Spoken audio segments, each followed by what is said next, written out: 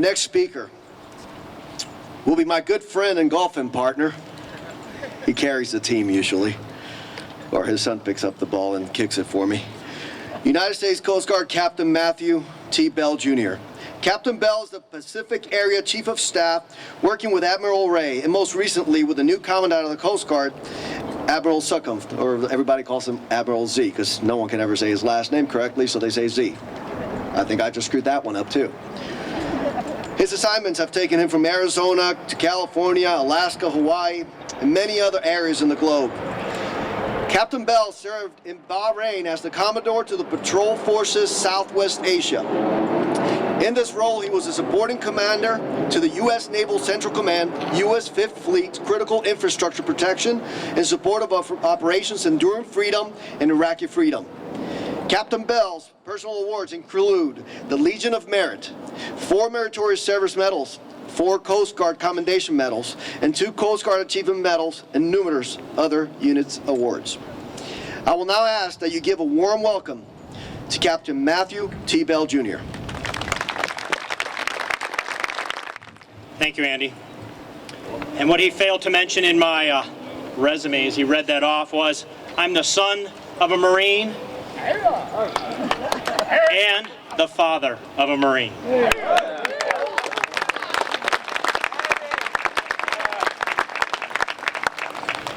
Distinguished guests, fellow military members, active, reserve, retired, and veterans, ladies and gentlemen, good morning.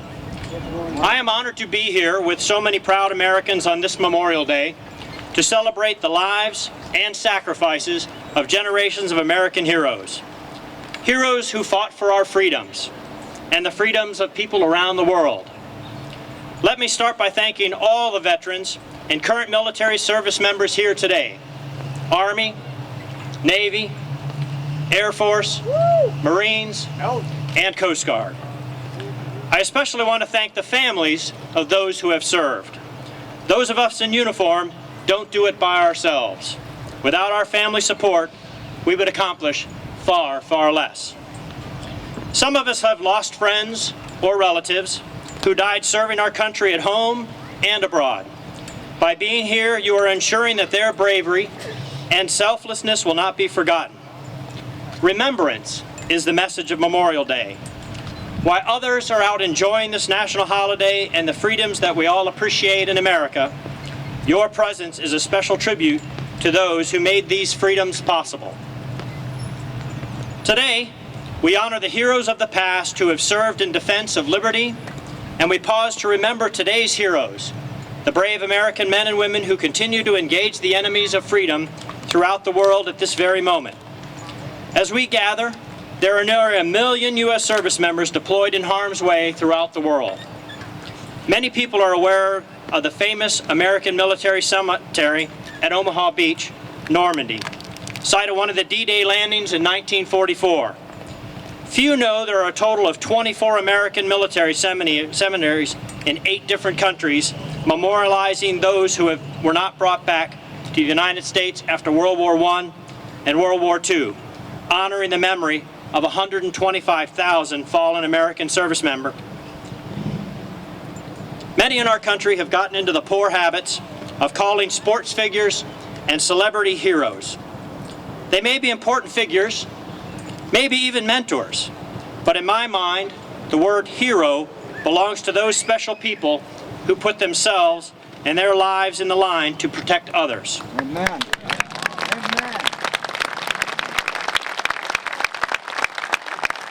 And to me, especially today, that means our servicemen and women who keep our country safe and free and help other people achieve the freedom they crave.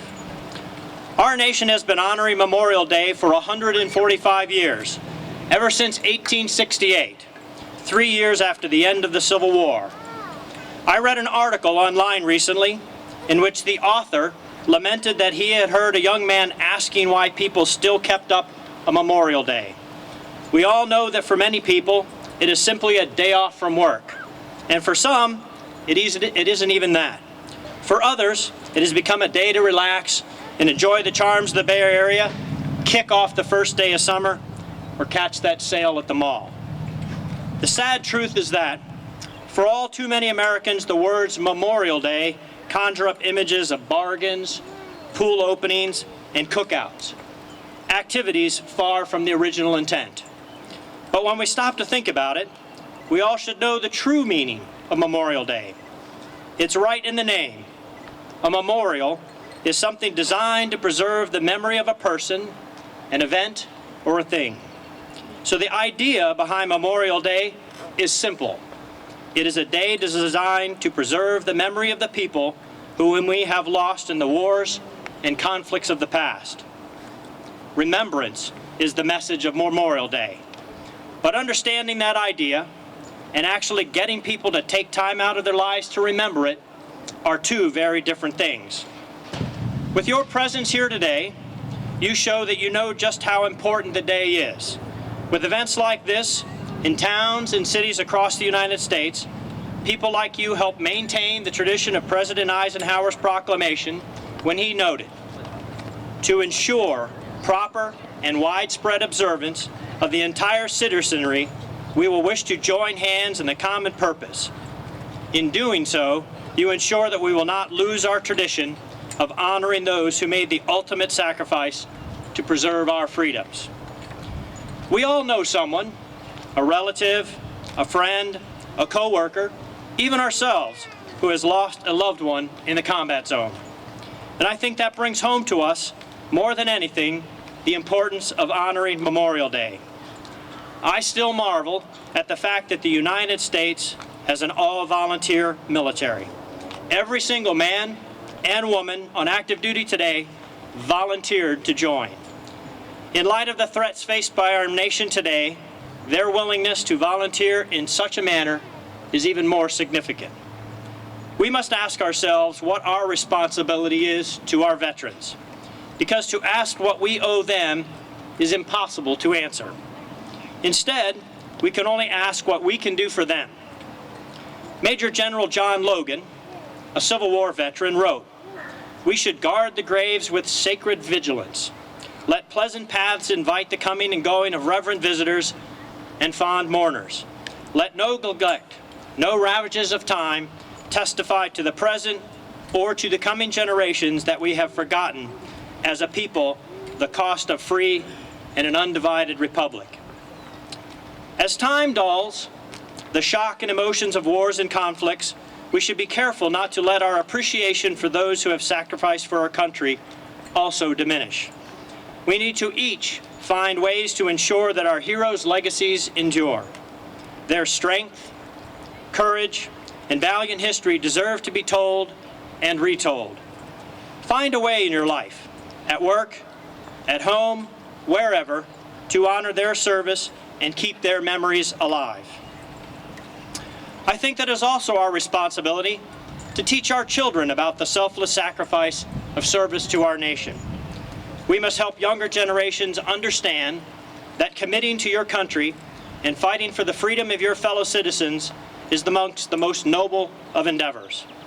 Hold up our veteran service to the young people of today. Use their memory to show the power of freedom and their stories to tell just how precious the rights are that we enjoy. There is another very important thing that all American citizens can do for our veterans and current service members. Think for a moment about a group of people going into harm's way. No doubt you've seen it in a movie or on TV or perhaps even in real life. A situation where a combat team needs to go into a dark and dangerous place. As they prepare, they quietly walk amongst each other, helping check their equipment, putting on a reassuring hand on each other's shoulder. When the time comes to enter the danger zone, they go slowly and often have their hand on the person in front of them. That way, they know where that person is, and that person knows that they are right behind them, heading into danger with them, not going it alone. When one of them is wounded, you will again find a hand on their shoulder, offering strength and encouragement. And when the danger is past, that same hand on the shoulder is one of congratulations for accomplishing the mission, or maybe just for surviving it. Or perhaps it is one of comfort, acknowledgement of friends who won't be returning. Regardless of the reason, the hand on the shoulder is always letting them know that they are not alone. So what does this have to do with who we won't be there to put your hand on the shoulder? You won't find yourselves with them in the combat zone? In sports, we often talk about the fans being the extra player on the field. The team feels the presence of the fans, and the fan support makes a huge difference. You, right here, can be that invisible hand on the shoulder of our military members, those in combat, and all the other servicemen and women who are a part of that effort to support our freedoms. When you see someone in uniform, in the airport, around town, stop and thank them for what they do. You're putting a hand on their shoulder.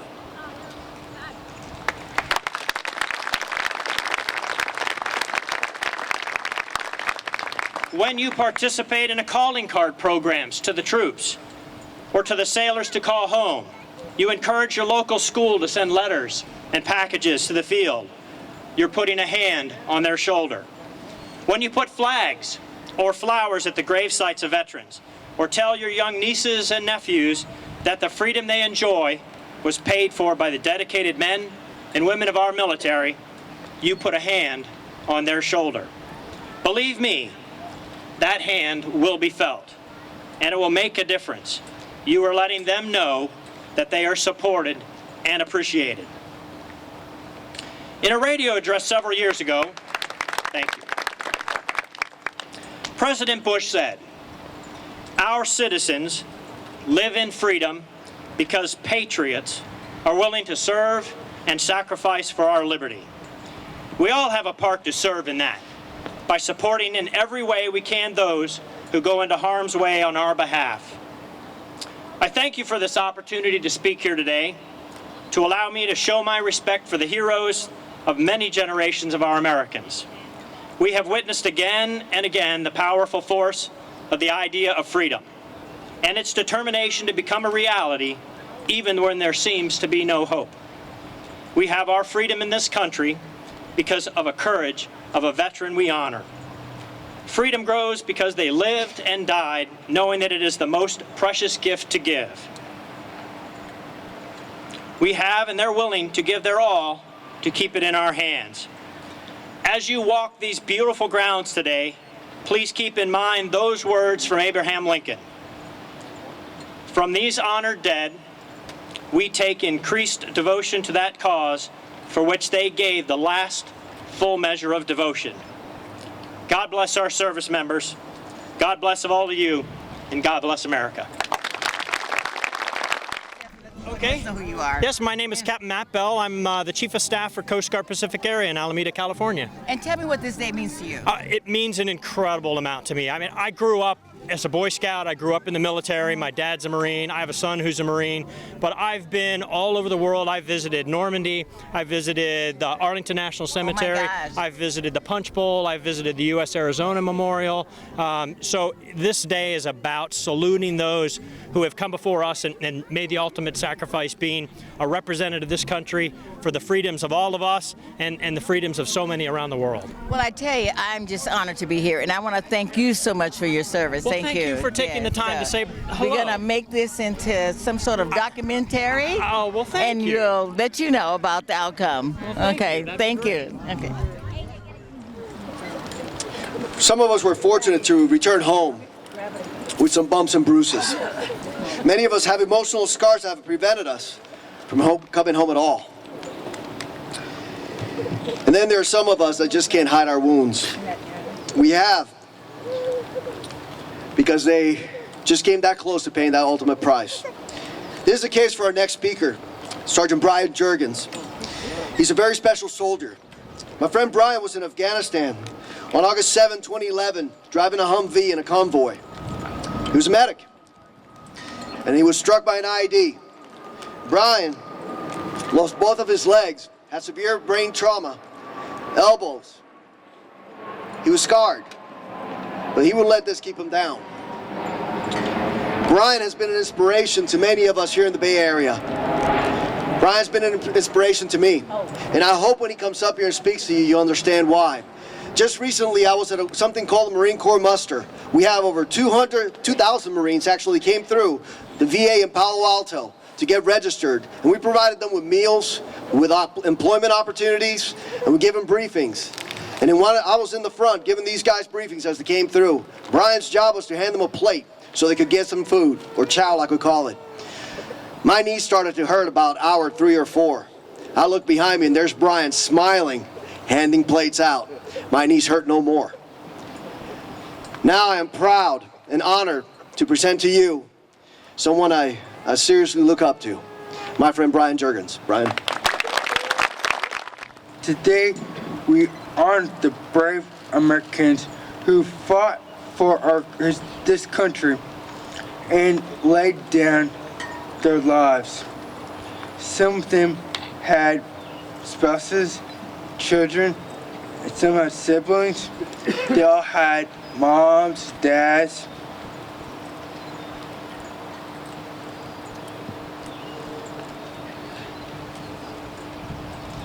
The sorrow we feel about the loss of people fighting for America is all the sadness we feel about their family's loss.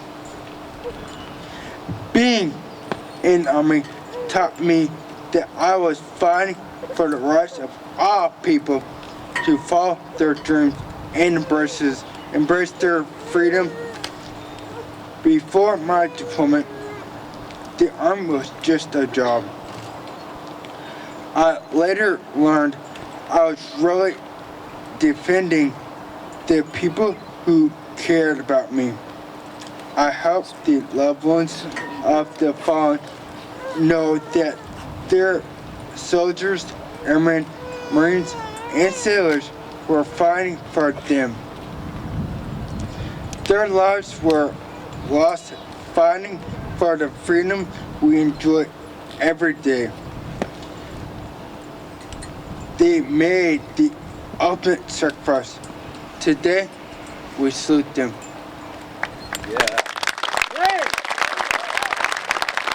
So we have I'm so honored to have one of the people that we're honoring today is someone who's served and has been an inspiration to us all here today. So, what's your name and where'd you serve?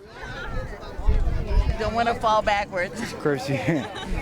Brian Juergens, Kansas. The Purple Heart. Yep. The Purple Heart, which is an outstanding award to have gotten. So I just want to thank you so much for the service that you provided for the country, for our safety. I'm really honored by that. Okay. Yeah. So I just hope that you continue to, continue your recovery. And Okay. anything else anything you would like to say? No. Okay, good. No. Well, I just want to make sure that you get the honor that you deserve, and this day is for you and others. Okay, So that we thank want to you. celebrate it fully. Oh, thank Okay, you. thank you. That's it. Okay, next we have a gentleman here who has, I'd like to have him, he knows this park like the back of his hand. He's very instrumental in me joining the Dignity family, of which I am very happy and very proud. And so I want him to just want him to be a part of this. So Thank you. This is Ernie Solis. He's the manager of pre-planners of the team that I'm working for. He knows everything about this park. So just tell us a little bit about the park. It is a wonderful park. It's been here 167 years. So over 350 acres here. Just keep looking. And it's well maintained. It has a tremendous history for the city of San Jose. It's a non-secular, which means that we have all religions, all faiths here. There are different sections that people prefer. Most of the areas are still available. And we've just expanded. We've added another 14 acres. So we're excited about that development that's going on. We have a lot of history in San Jose. About 1 out of 5 families have some sort of connection here. And we've been in the community, as I said, about 167 years. So long history, beautiful park. Always welcome to come by, get a tour. and see the development of the park. And I'm so Yeah. glad to have you here with us. Yeah, I am to be a so part happy. of it. This was my first time, and I'm just overwhelmed. I'm just like into tears with what's been happening here, what's Oh my happening. gosh, yeah, it's so intricate piece of the community. Yes, It yes. really is, and I'm proud to have you be a part of that with us. Okay, thank you, Ernie. Oh, this day for me, it's an honor to have served, first of all, for my country as a United States Marine. And I was during the Vietnam conflict, and this day particularly reminds me of some of the friends that I made in the military who are no longer here. They got killed in Vietnam. And of course, I was one of the lucky ones. So thank you for even being here, and thank you for coming out to this ceremony. My name is Dennis Fogy. I am the past commander of the District 13. Also, I am the past president of the United Veterans Council. I am now the current commander of American Legion Post 791 Mayfair. I am also I was a member of the United States Air Force, honorably discharged, and that's it. Okay, well, thank you very much for all your service. That's quite a bit of service, right? Yeah. Okay, thank you. You got to have the women behind the men in order to make it successful. So, what's your name? Jackie Joush. Jackie Chow. Kathy Crowder. And just tell me a little bit about what this day means to you. Oh, remembering everybody that has ever served is forefront in our minds. Our children have served or are serving, so it's very And that's important. who you represent, the mothers or the of the. We're those who we are serve? Blue Star Yes. Mothers of America. Yes. Okay. And so we represent the active duty, the reserves, Oh the my National goodness. Guard. Wonderful. Yeah. Well, thank you very much for your You're service. welcome. I'll say what you do to make this possible every year. So really, thank you Thank for you. the work you're doing. Thank you. welcome. Thank you. you. You're welcome. Well, I'm here with some of the co-workers of Dignity Memorial, an awesome family of people to work with. So I want to have them introduce themselves, say whether or not they've been in the service, and say what today has meant to them being here, because all of us are service to people and want to make things easier for them and their families. Hello, my name is Wilbert Lee. I'm new with Dignity. I've been with the company about a month. I'm enjoying having an opportunity to be of service to people. I'm a military U.S. Army veteran. It brought back memories for me being here because my grandfather was in the Army, my uncle was in the Navy, my brother was in the Army. So it brought back a lot of memories, and I lost a lot of friends in Vietnam. So this day is special for a variety of reasons. I appreciate the opportunity of working for Dignity. Hi, my name is Megan Huff. I was an E3 in the United States Navy from 2001 to 2005. I come from a legacy of military service people. My entire mom's side of the family was in the Army, and then I joined the Navy. So that kind of caused a bit of a ruckus in the household, but that's okay. They were just proud of me for serving. And today has been a very special day for me, in that this is my first time seeing a proper Memorial Day celebration, at least the way that I had envisioned things. So it's a very good thing to have. Okay. So thanks, Megan. Thank you for those words. And that seems to be like a proper way to end this day. So if you missed it, then make sure you come out and join us all in the celebration of our heroes and sheroes. Thank you so much for watching Peninsula View. This is Queen Anne Cannon. Join us again. Bye.